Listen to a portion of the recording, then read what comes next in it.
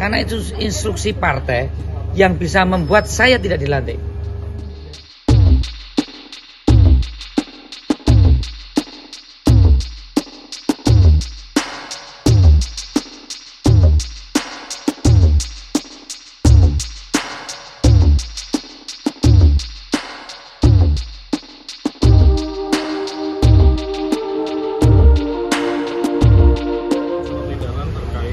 Suara pilpres harus dengan pileg itu harus sama, bahkan harus lebih. Tapi sekarang menunjukkan bahwa suara pileg lebih tinggi dibanding. Ya masalah kan?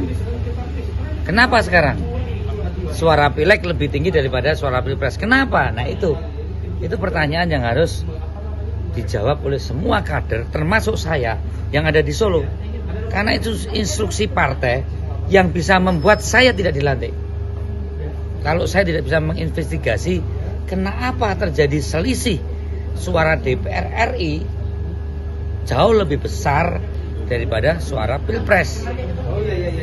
Belum ada tambahan suara Perindo, suara Hanura, suara P3, pengaruh Pak Mahfud MD, pengaruh Mbak Atikoh, pengaruh Alam di kalangan milenial, pengaruh Pak Sandi. Inilah yang saya sebut anomali.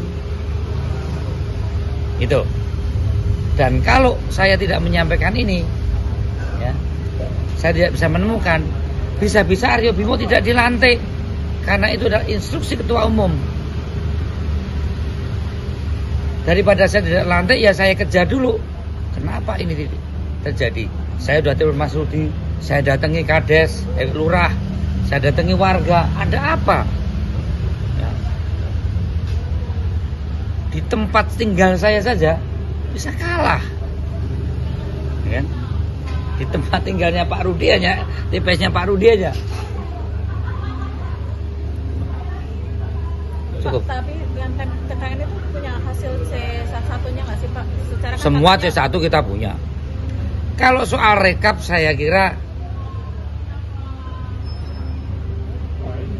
kawan-kawan yang di TPS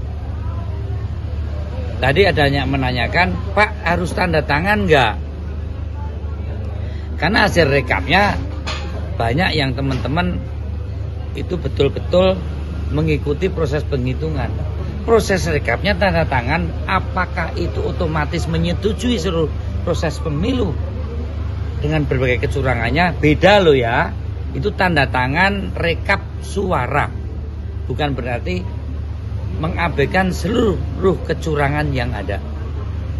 Kami karena hampir keseluruhan masif ini menjadi tanggung jawab caleg-caleg DPR RI. Saya ini jadi caleg kan belum lama, baru 5 periode, ya kan? Kalau saya nggak jadi dilantik karena faktor ada ketimpangan suara, kan dikira saya nggak kerja untuk Pak Ganjar atau tim saya. Maka kita akan diminta untuk mencari kenapa terjadi ketimpangan minimal suara partai. Belum suara Perindo, belum suara Hanura, belum suara dari P3, belum pengaruh Pak Mahfud, gitu. Nah kalau itu semua kita kerjakan kemarin, pemilu dari pendaftaran, pengambilan nomor, kampanye damai, ya kan? Dari kampanye ke kampanye, sosialisasi, debat. Untuk apa artinya?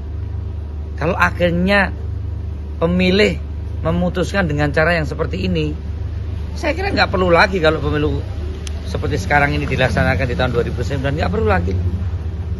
Bahkan pilkada besok, kalau masih menggunakan instrumen aparat, keterlibatan oknum aparat, untuk apa pilkada?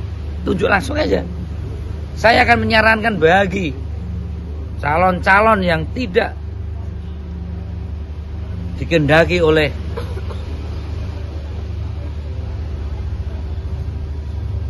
pemerintah ataupun partai pengusung pemenang, nggak usah, percuma, habis-habisin duit. Kita ini nggak bisa habisin duit. Saya ngatur jadwalnya Pak Ganjar, Pak Mahfud, Mbak Atikoh, Alam, Pak Sandi, Mbak Yeni. Itu apa? Kampanye segitu banyak orang datang. Memang itu setan, itu demit. Kan enggak, itu kan suara orang.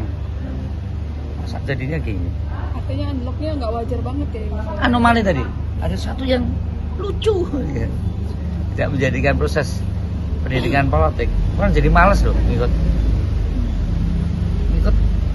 Dan ini disorot di luar negeri loh.